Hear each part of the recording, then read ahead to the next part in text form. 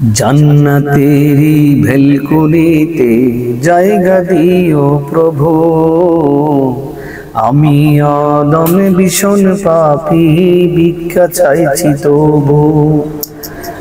জাহান্নামের শাস্তি আমি সইতে পারবো না। আল্লাহ তুমি রক্ষা করো আমার প্রার্থনা।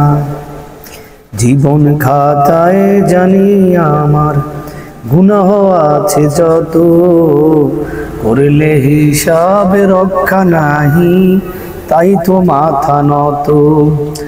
ও দয়াময় ক্ষমার মালিক তুমি আমার রব, বাঁচাও আমায় রক্ষা করো, ক্ষমা করো সব।